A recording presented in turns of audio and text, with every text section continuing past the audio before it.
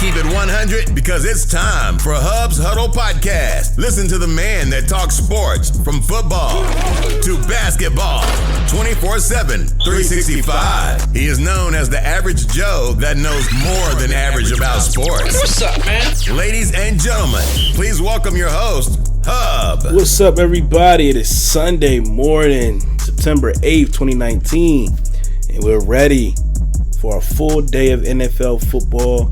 I'm here with my picks. First off, I got some breaking news. You all know Julio Jones got a contract extension, 3 years, $66 million to remain an Atlanta Falcon. $66 million is guaranteed. Good move for them. As you all know, I told you guys on Thursday that, Julio Jones was questioning whether he should play or not. He wanted a new deal before Sunday's game, and he got his wishes yesterday. So, he'll be out there today. Of course, stole the spotlight of yesterday. Antonio Brown was released by the Oakland Raiders in I guess you would say a whirlwind, I don't know what you'll call it. He got released by the Raiders, and then he was an unrestricted free agent, couldn't sign with a team until 4 p.m. yesterday. Then the news broke, and I think a lot of left a sour taste and a lot of New England hater faces, mouths this time around. Antonio Brown signed with New England Patriots, 1 year, $15 million, with $9 million guaranteed. I've been going back and forth with multiple people, throughout this whole AB thing, man. I've been saying, what it looked like to me is that he just really didn't want to play in Oakland, and he found his way out. Arguing people, whether it be, Facebook, just text messages out in public, just telling people I don't think he really wanted to be there, man. Just the makings of it, he found his way out. He found his loophole. So if he had to, do what he did to get himself out, got into a shouting match with Mike Mayock, he came back and he apologized on Friday. Then they said he probably will be playing, most likely will be playing. Then, hit him with another fine, and, he's mad again. No guaranteed money. Of course, he asked to be released, and they granted him his wish. And like I was telling people, if he goes somewhere, it's going to be like a 1 year deal. It's going to be like a prove it deal, because he's going to get paid in 2020. And people don't understand that, and he just turned down $30 million. You think he's going to walk and go get, a 1 year deal somewhere? Yes, that's the way the business work. If you understand it, then you start to get it. But AB's in New England. Of course, he's not going to play tonight. He's not going to be eligible to play until next week, I do believe. Plus, you can't just throw him out there. It would be not. I do expect to see him sometime tonight, though. On the sideline or up in the box with Kraft. Because they are playing the Pittsburgh Steelers. So, what better way for AB to be out there, man? But let's talk about these week one picks we got, man. First up, we got the LA Rams, man. They taking on the Carolina Panthers. The Rams coming off a Super Bowl loss. Let's see how Sean McVay can get these guys, to respond, rebound from this stuff, man. The Rams still got a high-power offense, led by Todd Gurley and Jared Goff. They also got a good defense led by Defensive Player of the Year, the reigning Defensive Player of the Year, and Aaron Donald. That man's a bad man. Carolina defense, they did shift to more of a 3-4 look, so I'm anxious to see how this defense is improved. Offensively, Cam Newton leads his offensive attack with Christian McCaffrey. I expect to see a heavy dose of Christian McCaffrey today. This is one of the tough games to pick, and I'm out the gate with this one. I like the Rams, slight edge over the Panthers. I think the Panthers, they did improve since last year. But my question has always been, which Cam Newton we going to see? We also question his health. We know he got a little banged up in the preseason. How is that foot? Is he really good to go? And can he return to that MVP form of 2015, man? When Cam was balling, if Cam's on, Cam's on. This team, sky's the limit for them. But it just seems like, I used to question last year, which Cam we going to get? And, I don't know. But in this one, I'm giving the Rams the edge. I think they got the better offense, the better defense. I think that defensive front is going to have Cam running. all afternoon. Give me the Rams by 4. Rams 28, Panthers 3. Next up, we got the Washington Redskins traveling to Philadelphia to take on the Philadelphia Eagles. NFC East divisional matchup. This right here is return of Carson Wentz. Of course, he was out last year. He got injured, back injury. No Nick Foles, man. So let's see what Carson got, man. They paid him a lot of money in the offseason, man. So it's time to start producing. And, it's a lot of mixed feelings in Philadelphia. Some people are with it. Some people are like, hey, you got to go prove something, man. It's time. You getting paid the big bucks. It's time to start acting like it. But for Philadelphia, it's very important for him to stay healthy. That offensive line has to protect him, and Carson Wentz has to play, a little bit smarter than what he did. You can't be as reckless. I was calling him last year. I called him, guts and glory and no brains. He was trying to be, trying to do too much. And in certain situations, in certain games where you had the easy dump off for, the outlet pass, he wouldn't take it. Instead, he would try to force it to make a play happen. So this year, I hope somebody got in his ear and say, listen, you take whatever the defense give you. And today is a big opportunity because this Washington Redskins defense has a good defensive line that's led by Jonathan Allen and Ron Payne. So they can put the pressure out there. So Carson Wentz going to have to be smart with the football. If, the pressure comes, hey, man, just throw it away. Play for another down. If you don't have a man open, don't try to do too much. So the goal here is to keep him healthy, so they can make it to the postseason and see what he can do in the postseason. Philadelphia do got an explosive offense. You got Alshon Jeffrey, you got, Zach Ertz, you got the return of Deshaun Jackson. Don't know which D-Jax is going to show up. A little bit older now. I used to always call him a one-trick pony, a fly route, and that's it. But nobody seemed to stop it. Take the top off the defense. But for Washington side of the things, they do get Darius Geis back. They're running back from last year. He was a rookie last year, got hurt, during like the preseason. So, they brought in Adrian Peterson. They also got Thompson back in the fold too. He's healthy as well. So I don't know what happens with Adrian Peterson here. Is he going to be inactive today? Is he going to be out here? We're going to see more of a three-headed monster, or but I think Geis going to get majority of the workload today. But at the end of the day, Washington got Case Keenum starting their quarterback, so I'm picking Philadelphia. I think, Washington, I don't think Washington's that good. Philly got better offense and defense than what Washington got. Washington got a good defensive line, and they should be able to put pressure on Carson Wentz. So it's up to, this Philadelphia front, your Jason Peters and Lane Johnson and company, they gotta, hey, you gotta protect number 11 back there. End of the day, I'm picking Philadelphia, 31-20 over the Redskins. Next up, we move to the AFC East. We got the Buffalo Bills traveling to New York, Jersey, however you want to call it, to take on the New York Jets. This right here is the battle of the young guns of the AFC East. Got Sam Darnold versus Josh Allen. The Bills, they did get a new facelift in the backfield with Frank Gore. Of course, that they released, LaShawn McCoy, who quickly signed with the Chiefs. But Frank Gore, man, he's about 500 yards shy of passing Barry Sanders on the third all-time rushing list. I don't want to get into Barry Sanders in the rushing list and Emmitt Smith because you know how I feel. But Frank Gore got a chance to pass Barry Sanders this year, which I think he will do. I don't think he should have any problems getting 500 yards. He will be sharing the load, with rookie running back Devin Singletary. Let's see how that's going to work out. The Bills' defense is pretty good. I think, man. I think I think they're underrated. But they got their hands full with Le'Veon Bell today. Of course, he is a Jet now, sitting out last year in Pittsburgh. So, hey, man, the Jets' defense has improved as well. So, they got a good defensive line, stout. And we should see, third round pick Quentin Williams today as well. This will be a good defensive matchup. I'm picking the Jets at home, though. By 3, I think Sam Darnold puts a couple plays together to get these guys in the end zone, set them up in good range for field goals. I'm picking the Jets 20-17 over Buffalo. Next up, this one's going to be a shootout. You got Atlanta Falcons traveling to Minnesota to take on the Vikings. As you know, these are two very good offenses.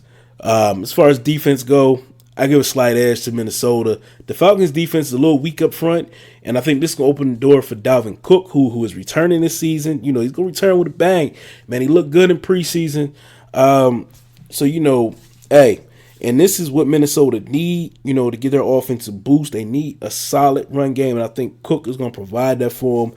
I'm still not sold on Kirk Cousins. You know, for that matter, I'm not sold on Matt Ryan as well.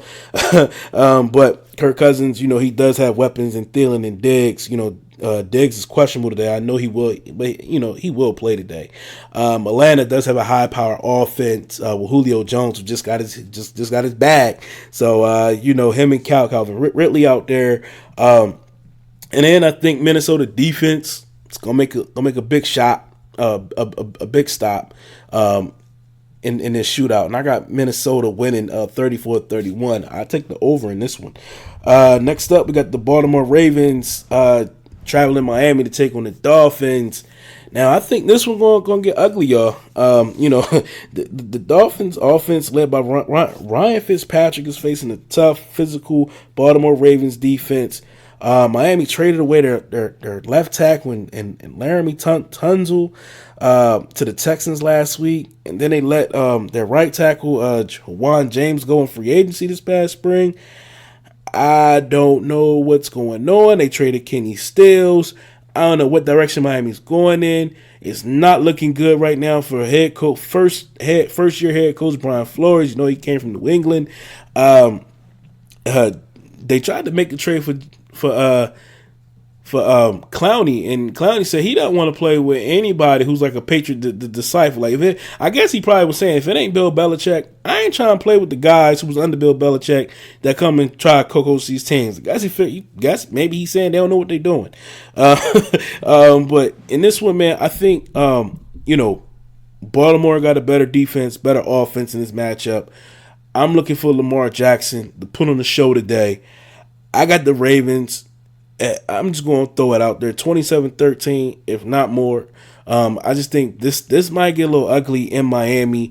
I expect to hear some of the boos, whatever. So that if you betting, put your money on the Ravens to cover. Next up, got the Kansas City Chiefs traveling to Jacksonville to take on the Jaguars. It's gonna be a good game, man. You know, a key matchup in this one is Jalen Ramsey versus Tyreek Hill. Heard all the news this week. You know, basically Ramsey said he's going to be, you know, basically shadowing Hill. Basically called him a like last year. He called him a what do you call him, a punt returner. You know, the Jags defense, you know, will have to slow down. You know, reigning league MVP Patrick Mahomes and his explosive KC offense. I'm excited to see how they use LaShawn McCoy in his offense. How they're going to implement him in. It should be pretty fun to watch. Of course, you know, Nick Foles is in Jacksonville. Let's see how he, you know, fare off as a Jaguar. Do got Leonard Fournette back there in the backfield, alleviate some of that pressure. My thing is, the Jags are facing the Kansas City Chiefs defense, who got a new facelift with a new defensive coordinator and Steve Spagnuolo. So let's see how the Chiefs defense operate under Spags. You know, his history with the Giants and things like that. I have the Chiefs in this one. It's a close one, 24-21. Moving on, I got the Tennessee Titans traveling to Cleveland to take on the Browns. The Browns opened up the season, man, the most hyped up team during the offseason with the improvements made on defense and making a trade for Odell Beckham Jr. from the Giants, and they also signed Kareem Hunt. Of course, you know his situation. I believe he's suspended. But it does make, you know, them look a little bit more dangerous on paper. The Titans, man, they look to expose, man, the Browns' weak part of that offense, which is that offensive line. If they can get pressure on, you know, Baker Mayfield. This could be a long day for call them Baltimore for Cleveland. Karen Kerman, Wake and company. I expect to see them put some pressure on Baker Mayfield. The Titans secondary, is seasoned with some vets.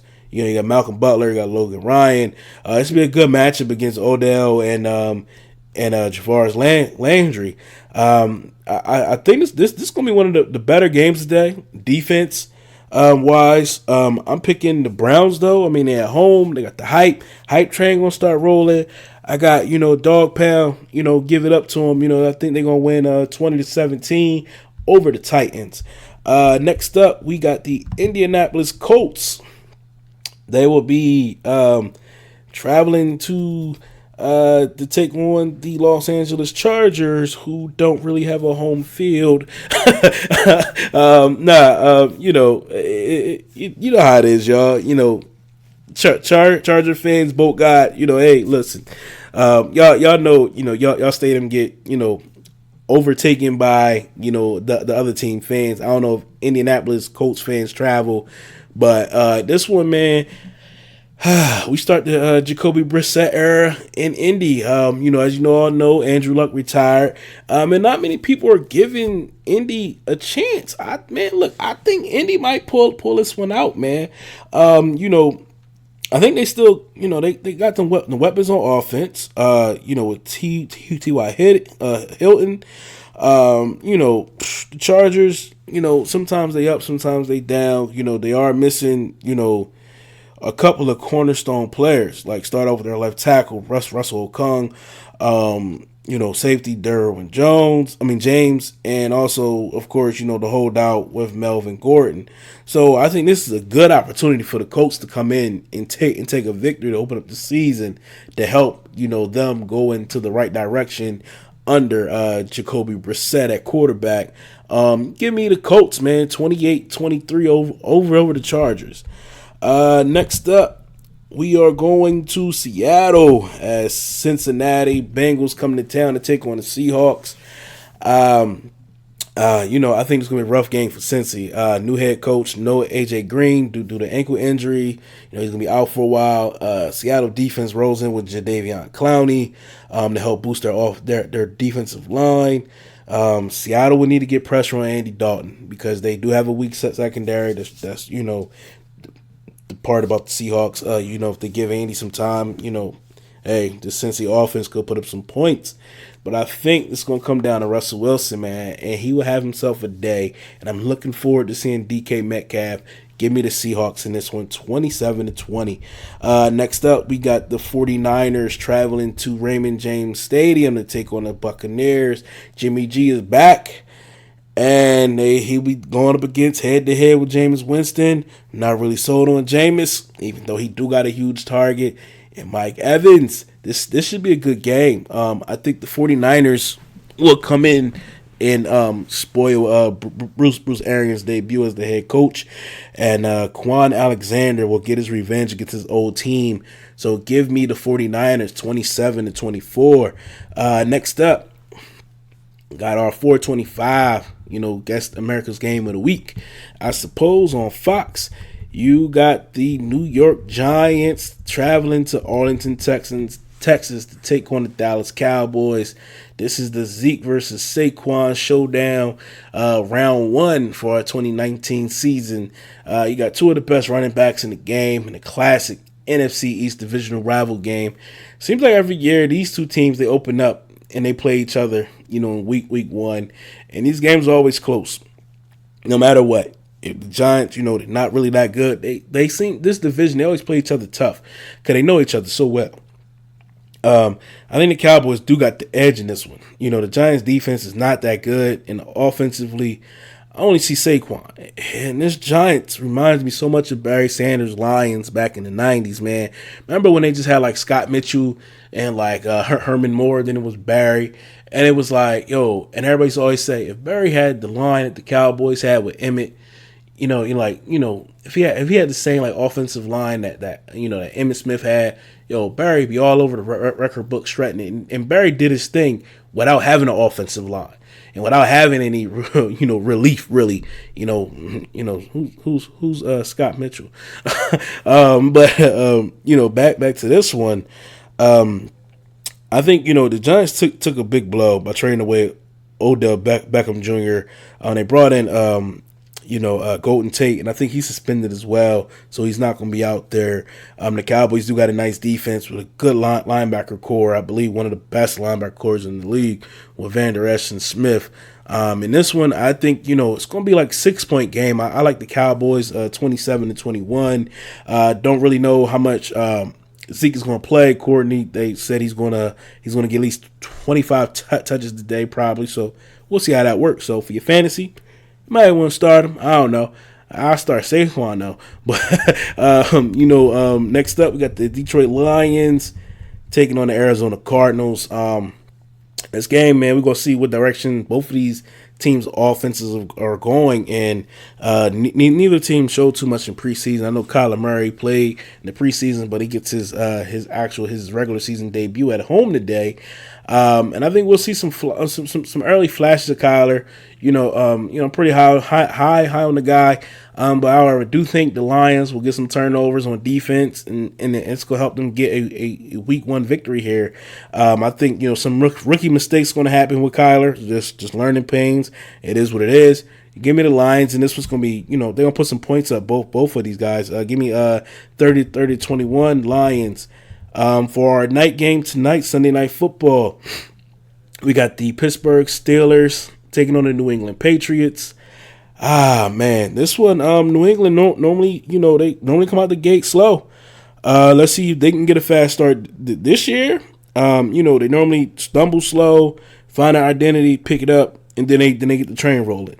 Pittsburgh's looking for a fast start this year. No AB, who was in New England. Who was in Oakland. Now he's in New England. Steelers look to Juju Smith-Schuster now as the number 1 receiver. Pittsburgh defense has improved. They added rookie, Devin Bush to the fold. That line flies around. This defense is pretty good. The secondary stepped up. And they have played a lot in the preseason. They got their reps in there. That's to get the chemistry going. So which is a plus for them. New England, they'll be without their starting center, David Andrews, for the whole season. Of course, you all know he had the blood clots in his lungs, I believe. And they will be starting Ted Kukaras at center. So let's see how that chemistry between him and Tom Brady is, him in the offensive line. If that can get rolling, hey, New England could be in good shape, tonight and going forward in the season.